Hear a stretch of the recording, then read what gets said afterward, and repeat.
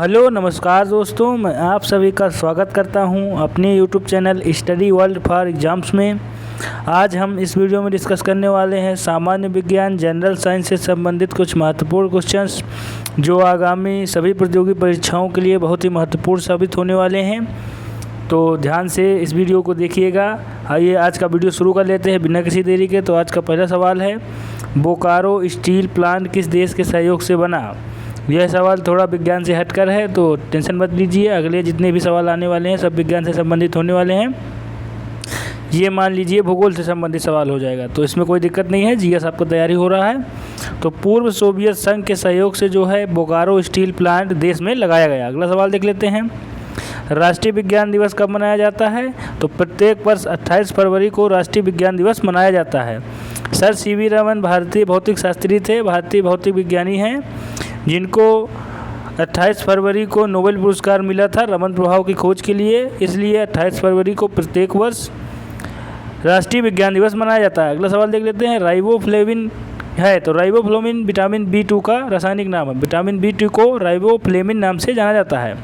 तो राइबोफ्लेविन क्या है? राइबोफ्लेविन विटामिन B2 है, विटामिन B2 का रासायनिक नाम है। अगला सवाल देख लेते हैं, वीडियो अगर आप लोगों को पसंद आता है तो लाइक कर दीजिएगा, शेयर कर दीजिएगा अपने दोस्तों के साथ, और मेरा चैनल भी सब्सक्राइब कर लीजिएगा दोस्तों। आइए अगला क्वेश्चन देख लेते हैं, मधुमक्खियों के काटने पर किसके कारण दर्द होता है? तो देखिए, जब मधुमक्खियाँ हमको काट लेती हैं तो दर्द उत्पन्न होता है, क्योंकि मधुमक्खियाँ जो है हमारे शरीर में फार्मिक अम्ल को छोड़ देती हैं। तो फार्मिक अम्ल जो है हमारे शरीर के अंदर जैसे ही चला जाता है तो दर्द उत्पन्न हो जाता है। तो मधुमक्खियों को काटने से जो दर्द उत्पन्न होता है फार्मिक एसिड या फार्मिक अम्ल के कारण होता है। अगला सवाल देख लेते हैं, तो मधुमक्खियों में फार्मिक एसिड पाया जाता है। यह सवाल देख लीजिएगा, उनकी डंक में जो है फार्मिक एसिड पाया जाता है। अगला सवाल देख लेते हैं, संवेग कैसी राशि है? सदिश अथवा अदिश?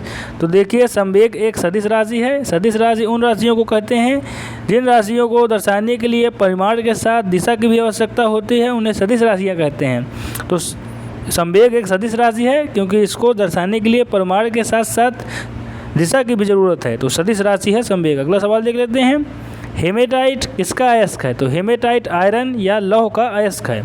तो आयरन इंग्लिश में बोल दें, हिंदी में बात करें तो इसे लौह कहते हैं। लोहा जिसे कहते हैं तो लोहा धातु का अयस्क है हेमेटाइट। अगला सवाल देख लेते हैं, वीडियो अगर पसंद आता है तो लाइक शेयर करते रहिएगा, चैनल भी सब्सक्राइब करते रहिएगा दोस्तों। अगला सवाल देख लेते हैं, सूर्य की ऊर्जा का निर्माण किस प्रक्रिया से होता है? तो जो सूर्य है, सौरमंडल का राजा है सूर्य, तो सूर्य की ऊर्जा का जो स्रोत है नाभिकीय संलयन है। न्यूक्लियर फ्यूजन के कारण ही सूर्य में ऊर्जा उत्पन्न होती है। तो नाभिकीय संलयन के कारण सूर्य की ऊर्जा उत्पन्न होती है। सूर्य की ऊर्जा का स्रोत नाभिकीय संलयन है। अगला सवाल देख लेते हैं, भूपर्पटी में सर्वाधिक पाया जाने वाला तत्व क्या है? तो भूपर्पटी में जो सर्वाधिक तत्व पाया जाता है ऑक्सीजन है, और पृथ्वी के अंतर्गत देखा जाए तो सर्वाधिक मात्रा में पाया जाने वाला तत्व ऑक्सीजन ही है, वायुमंडल को छोड़ दें तो। भूपर्पटी में सर्वाधिक पाया जाने वाला तत्व ऑक्सीजन है। अगला सवाल देख लेते हैं, वायुमंडल में सबसे ज़्यादा क्या चीज़ पाया जाता है? तो नाइट्रोजन गैस जो है वायुमंडल में सर्वाधिक मात्रा में पाई जाती है, जबकि भूपर्पटी में जो सर्वाधिक मात्रा में पाया जाने वाला तत्व है तो ऑक्सीजन है। अगला सवाल देख लेते हैं, ध्वनि का वेग अनुमानतः कितना होता है? तो देखिए, ध्वनि का वेग जो होता है अनुमानतः 330 मीटर पर सेकेंड होता है। ध्वनि का वेग अनुमानतः 330 मीटर पर सेकेंड होता है। तो ध्वनि का वेग 330 मीटर पर सेकेंड होता है। अगला सवाल देख लेते हैं, पानी का घनत्व किस ताप पर अधिकतम होता है? तो 4 डिग्री सेल्सियस जब होता है तो पानी का घनत्व सर्वाधिक होता है। 100 डिग्री सेल्सियस पानी का क्वथनांक है, और 0 डिग्री सेल्सियस पानी का हिमांक है, और सबसे ज़्यादा घनत्व की बात की जाए तो 4 डिग्री सेल्सियस पर पानी का घनत्व सबसे अधिक होता है। अगला सवाल देख लेते हैं, सर सीवी रमन को भौतिक विज्ञान में नोबेल पुरस्कार कब मिला? वर्ष 1930 ईस्वी में सर सीवी रमन भारतीय भौतिक विज्ञानी हैं। इनको रमन प्रभाव की खोज के लिए नोबेल पुरस्कार मिला, और इसी की याद में जो है प्रत्येक वर्ष राष्ट्रीय विज्ञान दिवस भी मनाया जाता है 28 फरवरी को। 1930 ईस्वी में सर सीवी रमन को नोबेल पुरस्कार मिला भौतिक क्षेत्र का। कंप्यूटरों के इंटीग्रेटर सर्किटों के लिए चिप्स साधारणतः किसके बनाए जाते हैं? तो देखिए, सिलिकॉन एक धातु होती है, और सेमीकंडक्टर भी कह सकते हैं सिलिकॉन को। तो सिलिकॉन से जो है कंप्यूटर के इंटीग्रेटरों के लिए सर्किट चिप्स बनाए जाते हैं। तो सर्किट चिप्स जो होते हैं कंप्यूटर के सिलिकॉन धातु से बने होते हैं। अगला सवाल देख लेते हैं। मनुष्य शरीर की सबसे लंबी हड्डी कौन सी है? तो जांघ में पाई जाने वाली हड्डी फीमर, जिसे फीमर हड्डी कहते हैं, मनुष्य के शरीर की सबसे लंबी हड्डी है। अगला सवाल देख लेते हैं।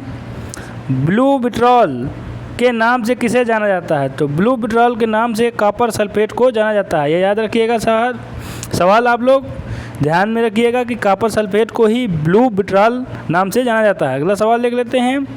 पौधे के किस भाग से हल्दी प्राप्त होती है?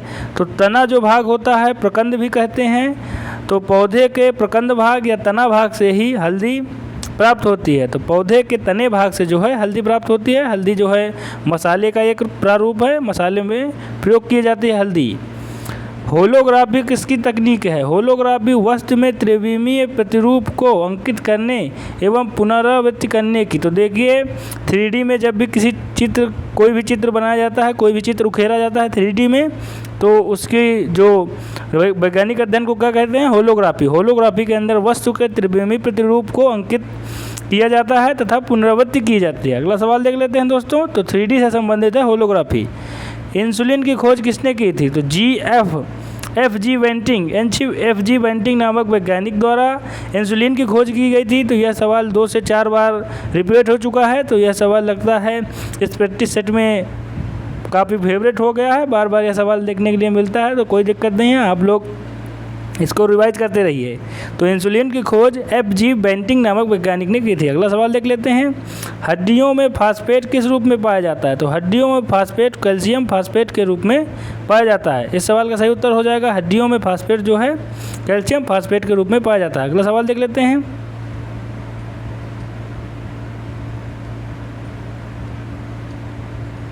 मैनोमीटर से क्या नापा जाता है? तो गैसों का दाब मैनोमीटर से जो है गैसों का दाब मापा जाता है। अगला सवाल देख लेते हैं।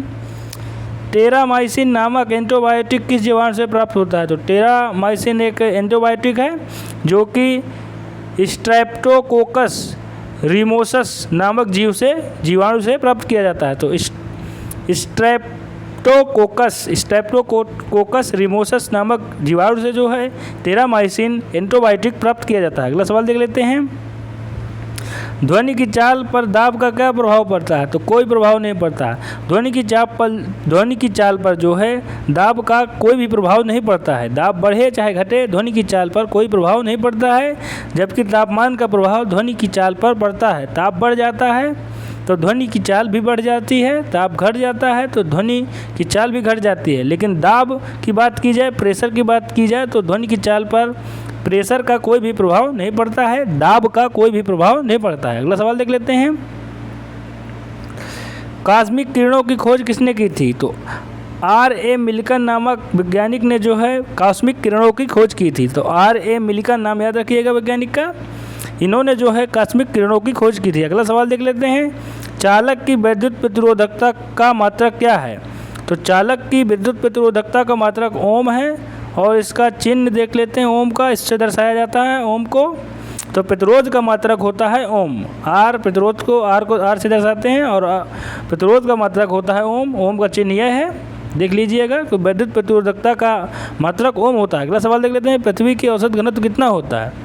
तो देखिए पृथ्वी जो ग्रह है अपना, जिस पे हम निवास करते हैं, हरा ग्रह कहते हैं और जीवन भी है इसी ग्रह में, तो 5.5 ग्राम पर सेमी क्यूब पृथ्वी का औसत घनत्व है। तो पृथ्वी का औसत घनत्व कितना है? 5.5 पर सेमी क्यूब, जो कि सभी ग्रहों में सबसे अधिक घनत्व है। तो सर्वाधिक घनत्व सभी ग्रहों में किसका है? तो पृथ्वी का है। अगला सवाल देख लेते हैं।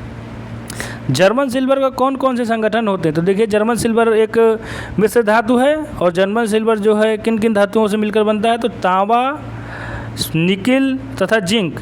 तांबा, निकिल तथा जिंक, इन 3 धातुओं से मिलकर जो है जर्मन सिल्वर का निर्माण होता है। तो जर्मन सिल्वर तांबा, निकिल तथा जिंक से मिलकर बनता है। यह एक मिश्र धातु है। अगला सवाल देख लेते हैं।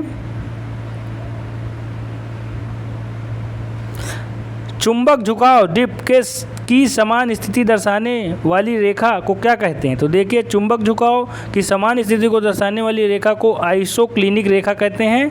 तो आइसोक्लिनिक रेखा ऐसी रेखा होती है जो चुंबकीय झुकाव की समान स्थितियों को दर्शाने वाली रेखा है।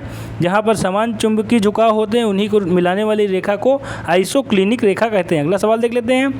पक्षियों की पूंछ उनके किस काम आती है? तो पक्षियों की जो पूंछ होती है हवा में उड़ते समय संतुलन बनाए रखने के लिए पक्षियों की जो पूंछ है काम आती है।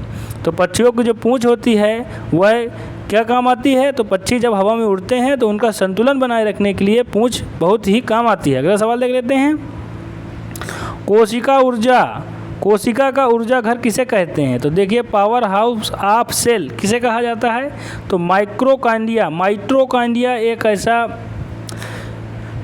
माइटोकॉन्ड्रिया जो होता है कोशिका में पाया जाता है उसको कोशिका का ऊर्जा घर कहते हैं या पावर हाउस ऑफ सेल कहते हैं। माइटोकॉन्ड्रिया को याद रखिएगा, माइटोकॉन्ड्रिया को कोशिका का ऊर्जा घर कहते हैं। अगला सवाल देख लेते हैं। घरों में बिजली सप्लाई के लिए 3 तरह के तारों का प्रयोग करते हैं, लाइव, न्यूट्रल, अर्थ। इसी क्रम में तारों का रंग क्या क्या होता है? तो देखिए, लाइव तार जो होती है वो लाल रंग की होती है, न्यूट्रल तार जो होती है काले रंग की होती है तथा अर्थ जो वायर होती है उसको हरे रंग से प्रदर्शित किया जाता है। तो अगर आप लोगों को 3 तार दिखती है, कोई भी तार दिखती है उसमें 3 प्रकार की तारें मिली रहती हैं, लाइव, न्यूट्रल और अर्थ। तो लाइव जो तार होती है वो लाल रंग से होती है, काली जो तार होती है वो न्यूट्रल को दर्शाती है तथा अर्थ को हरे रंग से दर्शाया जाता है।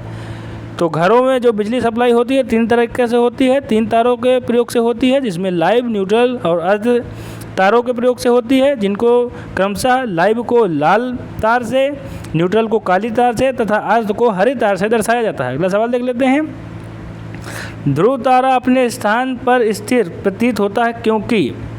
देखिए, ध्रुव तारा है हमेशा उत्तर दिशा में देखने के लिए मिलता है, बहुत ही चमकदार तारा है और वह स्थिर प्रतीत होता है। आपको लगता है कि कभी भी उसकी स्थिति बदलती नहीं है क्योंकि पृथ्वी के घूर्णन अक्ष के सीधे होने के कारण। तो देखिए, पृथ्वी के घूर्णन अक्ष की सीध में है ध्रुव तारा, इसी के कारण जो है ध्रुव तारा एक समान दिखाई पड़ता है, एक ही जगह स्थिर प्रतीत होता है। तो पृथ्वी के घूर्णन अक्ष की सीध में स्थित है ध्रुव तारा, इसीलिए जो है वह स्थिर प्रतीत होता है। अगला सवाल देख लेते हैं। तारा बनने की प्रक्रिया प्रारंभ किन गैसों से होता है? तो देखिए, तारा बनने की प्रक्रिया का प्रारंभ जो है हाइड्रोजन तथा हीलियम गैसों से होता है। जैसे सूर्य एक तारा है तो हाइड्रोजन और हीलियम गैसों का ही मिश्रण है। तो अगर कोई भी तारा बनता है या तारा बनने की प्रक्रिया जब प्रारंभ होती है तो हाइड्रोजन तथा हीलियम गैसों का योगदान सर्वप्रथम होता है। आज का वीडियो यहीं समाप्त होता है। आप लोग कमेंट बॉक्स में कमेंट करके बता सकते हैं कि आज का वीडियो आप लोगों को कैसा लगा। अगर वीडियो आप लोगों को पसंद आया तो लाइक कर दीजिएगा, अपने दोस्तों के साथ शेयर करिएगा और मेरा चैनल भी सब्सक्राइब कर लीजिएगा। सब्सक्राइब करने के साथ ही बेल आइकन प्रेस कर दीजिएगा। बेल आइकन प्रेस करने से जो है घंटे का बटन दबाने से जो है नेक्स्ट वीडियो का अपडेट आप लोगों तक जरूर पहुँचेगा। तब तक के लिए बहुत बहुत धन्यवाद दोस्तों। स्वस्थ रहिए, व्यस्त रहिए, मस्त रहिए। नमस्कार दोस्तों।